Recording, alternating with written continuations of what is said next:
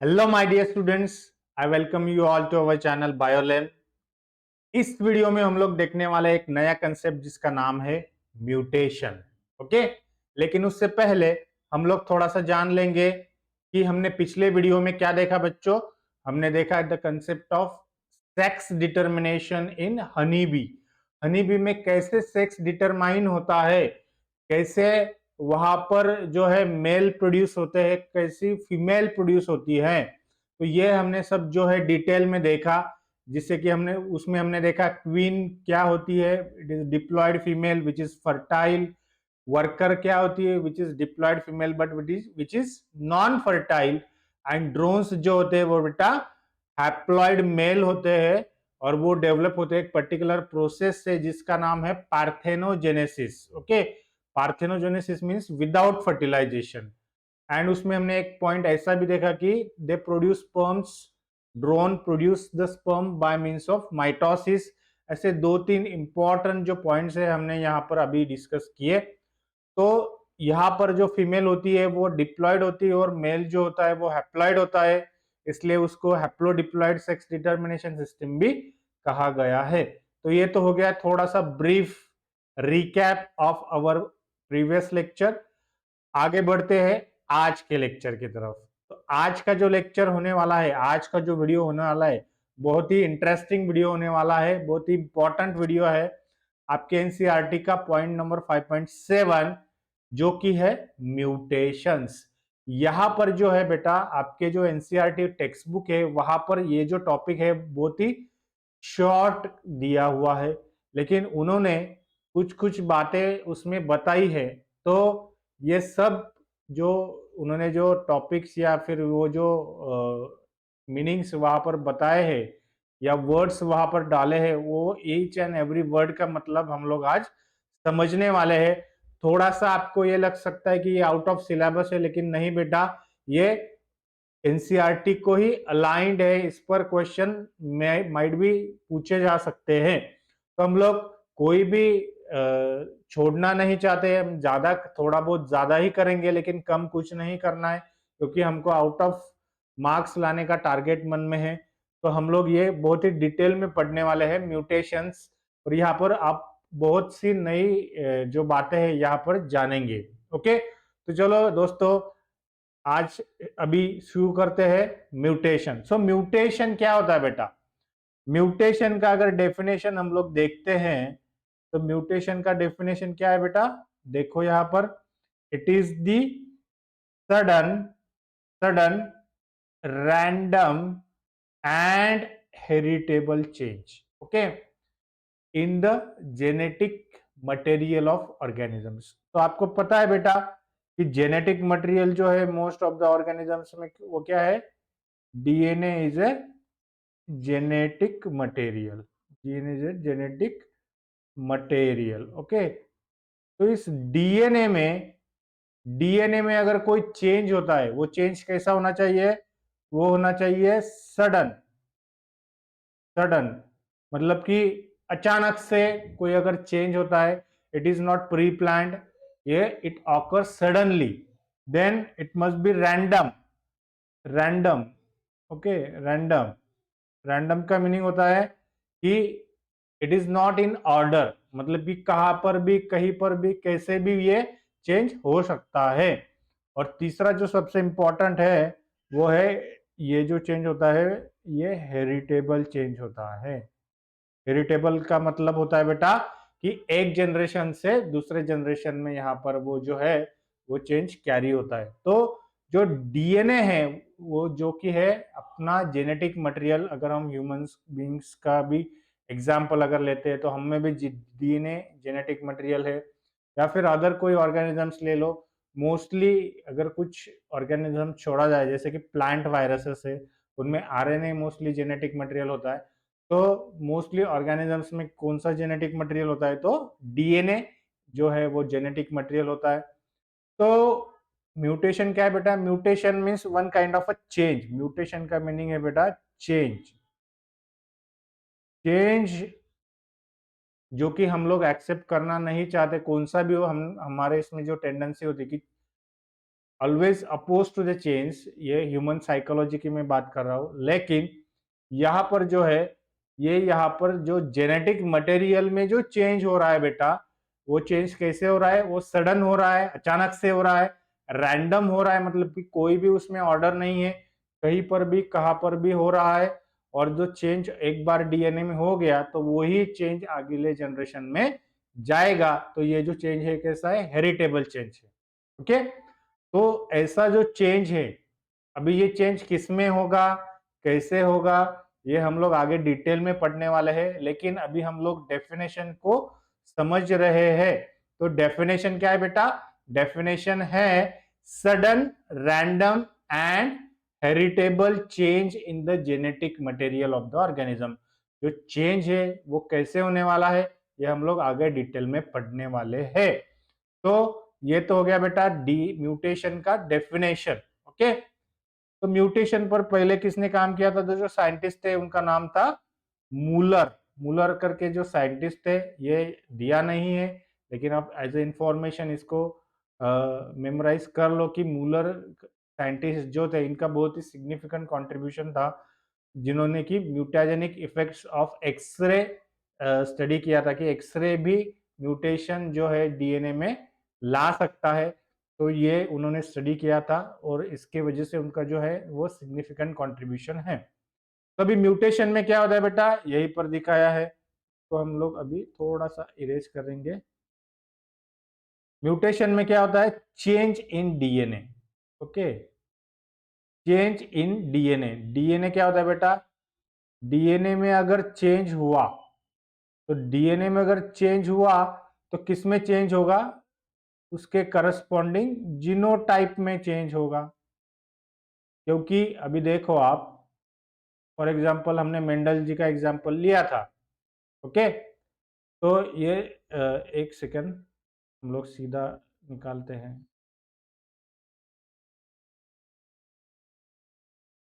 Okay, तो बेटा change in DNA, suppose ये है डीएनए, आपका डबल स्टैंडर्ड डीएनए है। ओके, एग्जाम्पल लेके समझते। डीएनए में जो बेटा, हमने मेंडल जी का एक फेमस एग्जाम्पल है जो कि उन्होंने स्टडी किया था, वो है capital T small T. Okay, capital T small T, ये जो क्या है बेटा, ये जो है टू एलील्स है। क्या है? एलील्स है for the gene which control the height. Okay, तो हाइट कंट्रोल करने वाला जो जीन है बेटा, उसका ये जो है टी और स्मॉल टी, ये क्या है? अलील्स है, दोनों अल्टरनेटिव फॉर्म ऑफ जीन्स है। अभी अगर इसमें कुछ चेंज हो जाए, ओके, इसमें अगर चेंज हो जाए, ऑलरेडी इसमें और इसमें चेंज ऑलरेडी है, और इसका भी रीजन म्यूटेशन ही है। देखिए मैं आपको आगे बताने वाला हूं। तो जो चेंज है, सपोज इसमें तो ऑलरेडी चेंज हो चुका है, अगर इसमें चेंज हो गया, इसके जो डीएनए है, डीएनए जीन मतलब कि क्या होता है? Gene is nothing but the segment of DNA. क्या होता है बेटा? Gene segment of DNA. तो जो डीएनए के सेगमेंट में अगर चेंज हो गया, तो वो भी चेंज हो जाएगा, उसमें भी म्यूटेट हो जाएगा, फिर ये कैपिटल टी बन जाएगा small T.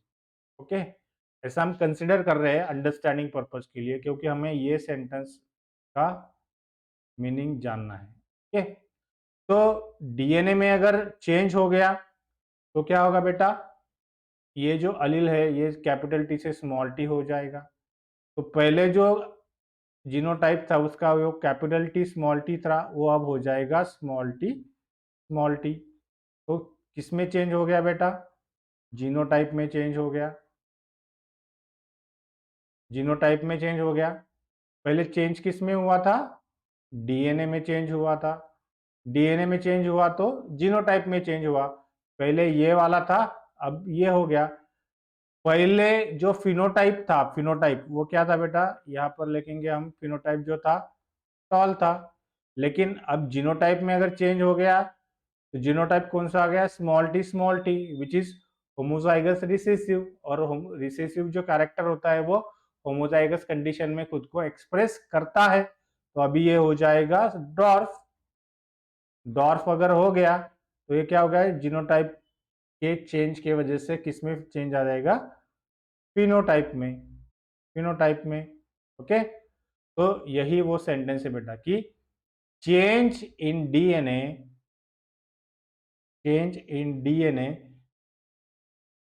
makes change in genotype and change in genotype makes change in phenotype। तो अल्टीमेटली म्यूटेशन होता है, मतलब क्या होता है, change in DNA. Change in DNA में अगर डीएनए में चेंज हो गया तो जीनोटाइप में चेंज होगा, जीनोटाइप में अगर चेंज हुआ तो फिनोटाइप चेंज होगा। ओके, तो ये जो है बेटा ये हमने देखा यहाँ पर कि ये जो दिया हुआ है आपके एनसीईआरटी बुक में कि चेंज इन डीएनए और alteration in DNA causes change in genotype and if genotype changes then phenotype also changes. तो ये जो है ये हमने एक्सप्लेन किया। अभी देखो, जैसे कि रिकॉम्बिनेशन से डीएनए में वेरिएशन आता है, हमने देखा पिछले जो कंसेप्ट था सेक्स डिटर्मिनेशन में, हमने देखा कि जो क्रॉसिंग ओवर होता है, क्रॉसिंग जिसमें हमने क्या देखा, लिंकेज में देखा, क्रॉसिंग ओवर से क्या होता है बेटा, न्यू कॉम्बिनेशन यहाँ पर तैयार होते हैं। तो ये जो न्यू कॉम्बिनेशन से ये क्या है, डीएनए जो ओरिजिनल वाला डीएनए था उसमें वो क्या हो गया, चेंज हो गया, वेरिएशन आ गया उसमें। तो इसका एक वन ऑफ द रीजन था रिकॉम्बिनेशन जो हमने लिंकेज में देखा। ये जो म्यूटेशन है, mutation is also an important factor which carry out the variation in DNA। okay, which carry out the variation in DNA। तो ये तो हो गया बेटा। अभी देखो, एक जो क्रोमोसोम होता है बेटा, एक हमेशा ध्यान रखना, अगर एक क्रोमोसोम है, अगर वो जॉइंट है तो ऐसे हम निकालते हैं, अगर वो डुप्लीकेटेड क्रोमोसोम, एक सेकेंड,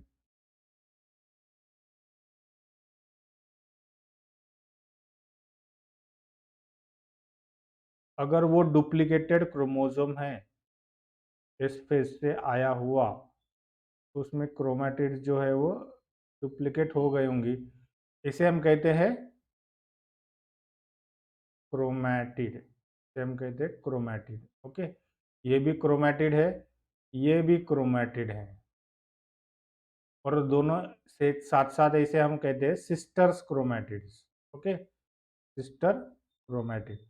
अभी देखो, एक क्रोमैटिड जो है बेटा, एक क्रोमैटिड जो यहाँ पर सेंट्रोमियर को अटैच है, सेंट्रोमियर, ये जो एक क्रोमैटिड है, ये जो एक क्रोमैटिड है, that single chromatid corresponds to one DNA, मतलब कि one chromatid corresponds to one long DNA. एक क्रोमैटिड पर एक लॉन्ग डीएनए होता है, जिसे क्रोमैटिड मतलब कि क्या, क्रोमोसोम हो, अगर जब अलग हो जाएंगे तो वो क्या कहलाएंगे, क्रोमोसोम्स कहलाएंगे, वो क्या कहलाएंगे, क्रोमोसोम्स। अभी वो जॉइंट है तो उसे हम क्रोमैटिड्स कह रहे हैं, लेकिन वो जब सेंट्रोमियर से अलग हो जाएंगे तो उसे कहेंगे हम क्रोमोसोम्स। तो one chromosome corresponds one long DNA, या फिर वो जॉइंट में अगर होगा तो one chromatid corresponds to one DNA. ये हमेशा आप ध्यान में रखो बेटा कि एक क्रोमोसोम पर एक लॉन्ग डीएनए होता है, जो कि बहुत ही कॉइल्ड फॉर्म में, जिसे हम सुपर कॉइल्ड फॉर्म बोलते हैं, तो इस सुपर कॉइल्ड फॉर्म में वो होता है। तो one long DNA corresponds to one, sorry, one chromatid corresponds to one long DNA. ये बात आप ध्यान में रखो। चलो आगे बढ़ते हैं। अभी देखो, ये तो कंसेप्ट आपका क्लियर हो गया, इसलिए मैं इसे इरेज कर देता हूं। जो म्यूटेशंस होते हैं बेटा, ये बहुत ही इंपॉर्टेंट पॉइंट्स है, ये आपके बुक में नहीं दिया हुआ है लेकिन ये बहुत ही इंपॉर्टेंट है। अभी हम देखते हैं कि म्यूटेशन से क्या होता है, जेनेटिक मटेरियल में चेंज होता है। जेनेटिक मटेरियल अगर चेंज होता है तो उससे बहुत सारे हार्मफुल इफेक्ट्स यहाँ पर हो सकते हैं। तो म्यूटेशन अच्छा है या बुरा है, ऐसे आपके मन में आ सकता है क्वेश्चन। तो अगर म्यूटेशन नहीं होता तो आज हम भी नहीं होते। ओके, क्योंकि हमारे जो एंसेस्टर थे वो एप लाइक एंसेस्टर, जिसे हम कहते हैं चिंपांजी और ओरंगुटान, उसके जैसे दिखने वाले एंसेस्टर्स जो थे, वो हमारे एंसेस्टर्स थे, अगर उनमें म्यूटेशन नहीं होता, उनका जेनेटिक मटेरियल अगर सेम ही रहता, तो क्या हम आज रहते, क्या आज हम होते? नहीं होते बेटा, क्योंकि उनमें चेंज हुआ, उनमें म्यूटेशन हुआ during this long process of evolution. Evolution के प्रोसेस में क्या होता है बेटा, जेनेटिक मटेरियल में जो है स्लोली स्लोली चेंज होते रहता है, और उस according to the environmental conditions, environment के हिसाब से जो है जेनेटिक मटेरियल में चेंज होता है, और इस चेंज की वजह से ही हम लोग यहाँ पर इवॉल्व हुए हैं। क्योंकि अगर वहां पर जो एंसेस्टर्स थे, वो एप लाइक एंसेस्टर्स थे, उनका जो जेनेटिक मटेरियल है वो अगर वैसे के वैसे रहता, तो वो आज भी रहते वैसे की वैसे ही, हम यहाँ पर नहीं होते। क्योंकि उनमें और हमें बहुत फर्क है। पहले जो था क्वाड्रापोल था, झुक के चलता था, अभी हम लोग इरेक्ट पोस्चर है। तो ये चेंजेस कहाँ पर हुए? तो ये जेनेटिक जीन्स में चेंज हुआ, और वो बेनिफिशियल चेंज था। मतलब जो चेंज हुआ, जो बेनिफिशियल था, वो एनवायरनमेंट ने यहाँ पर सिलेक्ट किया, और आज हम इसलिए इस लायक, और ऐसे जो दिख रहे हैं इसके पीछे का one of the main reason जो है इसके पीछे का, वो है म्यूटेशन। ओके, तो यही यहाँ पर दिया हुआ है कि it is the ultimate source of genetic variation. जो भी जेनेटिक वेरिएशन जीन्स में चेंज होते हैं, उसका जो अल्टीमेट सोर्स है वो क्या है बेटा? वो है आपका वो है आपका mutation. Okay, mutation is the ultimate source of all genetic variations. Okay, all genetic variations. Now what is important here is to mention is it provides raw material, it provides raw material for the evolution. Evolution के लिए बेटा ये क्या कहता करता है, ये raw material यहाँ पर प्रोवाइड करता है। मतलब कि क्या, हमारा एवोल्यूशन होके हम खुद को ऐसे बोलते हैं कि हम we are very highly evolve organisms. तो ये जो इवोल्यूशन हुआ है, इसके पीछे का जो रॉ मटेरियल है, जिसके पीछे का जो बेस है, वो क्या है? म्यूटेशन। ओके, तो ये वेरी इंपॉर्टेंट थिंग है बेटा। चलो आगे बढ़ते हैं। अभी म्यूटेशन किस टाइप का होता है? आपके बुक में जो दिया हुआ है, वो म्यूटेशन कैसे होता है, किस चीज में होता है, उसके हिसाब से क्राइटेरिया दिया हुआ है। लेकिन उससे पहले बेसिक वे में हम अगर डिस्कस करेंगे, बेसिक लेवल अगर डिस्कस करेंगे, तो उसमें जो होता है बेटा, वो म्यूटेशन जो होते हैं वो दो टाइप्स के होते हैं। एक जो होते हैं वो स्पॉन्टेनियस,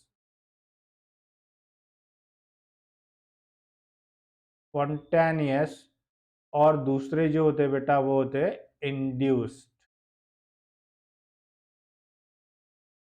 एक जो होते हैं वो स्पॉन्टेनियस म्यूटेशंस, एक जो होते हैं वो इंड्यूस्ड म्यूटेशंस। ओके, तो स्पॉन्टेनियस मतलब कि क्या, the mutations which occur naturally और which exist naturally in the nature, in the environment. मतलब कि हम लोग उसमें कुछ नहीं कर रहे हैं। जैसे कि हमारा इवोल्यूशन हुआ है ह्यूमन बीइंग का, या कोई भी अदर ऑर्गेनिज्म ले लो, उसका जो इवोल्यूशन हुआ है उसमें जो म्यूटेशंस हुए हैं वो नेचुरली हुए हैं। वैसे नेचर में म्यूटेशंस होते रहते हैं। किस टाइम पर म्यूटेशंस होते हैं? तो during the DNA replication. Okay, DNA जब रेप्लिकेशन होता है, तब उस टाइम में जो एक डीएनए से दो डीएनए बनते हैं, उस टाइम में जो है वो डीएनए रेप्लिकेशन के टाइम में नेचुरल जो है रेप्लिकेशन प्रोसेस में, जिसे फिडिलिटी ऑफ रेप्लिकेशन भी कहते हैं, लेकिन उसमें भी अराउंड 10⁻⁵ उसका परसेंटेज जो है वो बहुत ही कम है, लेकिन थोड़े थोड़े म्यूटेशंस वहां पर होते रहते हैं।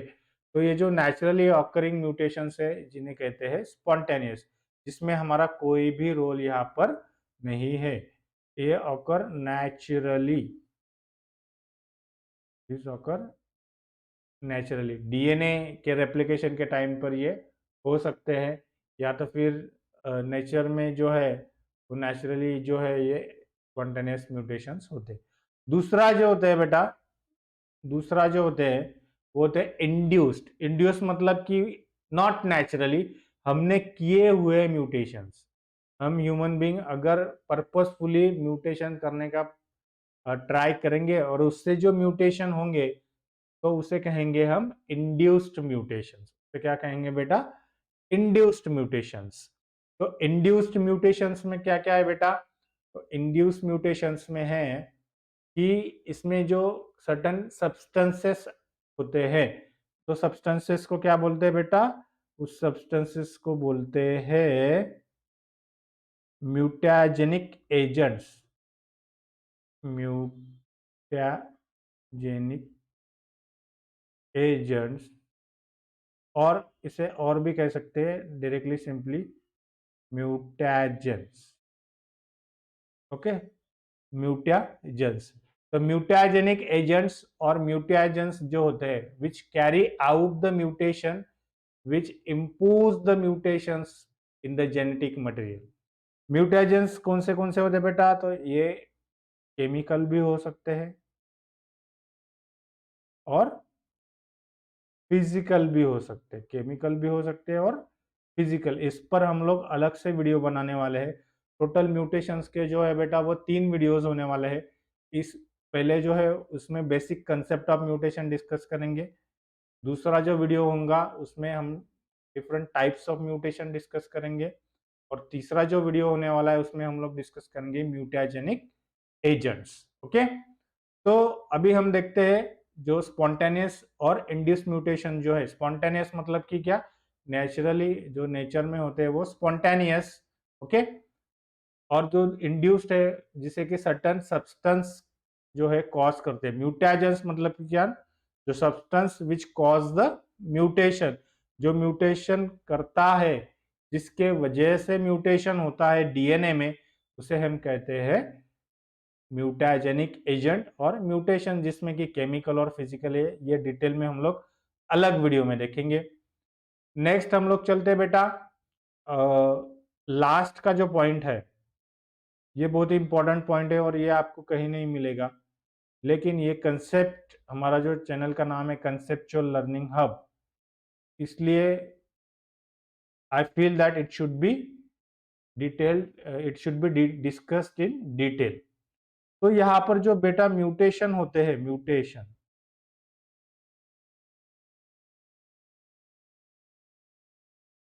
जो म्यूटेशंस होते हैं बेटा, तो वो जो म्यूटेशंस होते हैं वो क्या वो एनवायरमेंट इम्पोज्ड है? मतलब कि एनवायरमेंट में अगर अनफेवरेबल कंडीशन आया तो जीन में म्यूटेशन होता है और फिर वो डीएनए चेंज होता है, ऐसे होता है?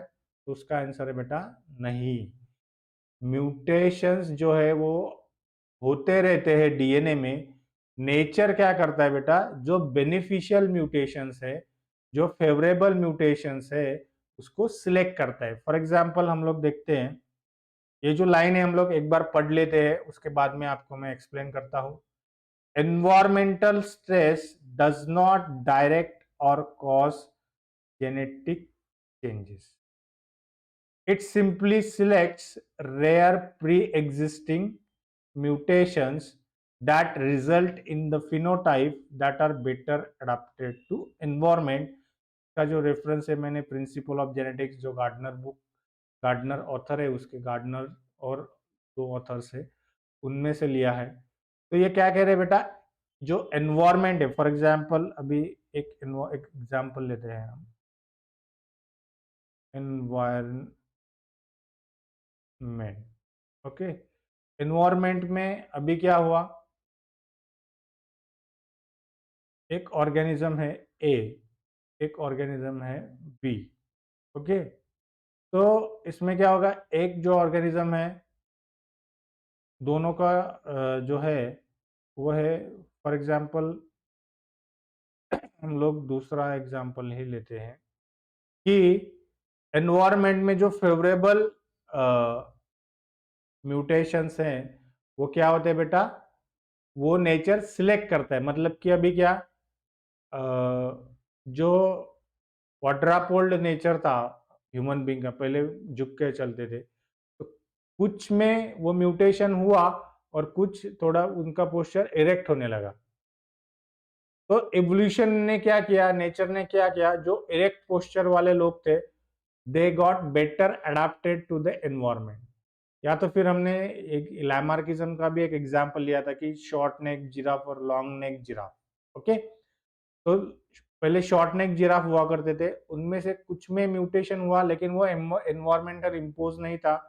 कुछ लॉन्ग नेक जिराफ थे, तो जब सरफेस का जो ग्रास है वो खत्म हो गया, तो हाइट के ऊपर का जो ट्रीज है उस पर ही जो है उनको फूड अवेलेबल था।